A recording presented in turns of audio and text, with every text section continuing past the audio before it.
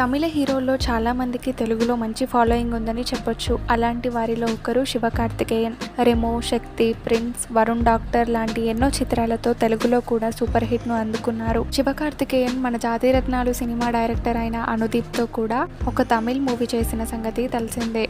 అయితే శివకార్తికేయన్ది love marriage. ఆయన భార్య పేరు ఆర్తి. వీరిద్దరూ కాలీవుడ్లో one of the most beautiful couple అని చెప్పొచ్చు. ఈ కపుల్కి ఒక పాప, ఒక బాబు ఉన్నారు. పాప పేరు ఆరాధన, బాబు దాస్. అయితే రీసెంట్గా ఈ కపుల్ తమ మూడో బిడ్డకి జన్మనిచ్చారు.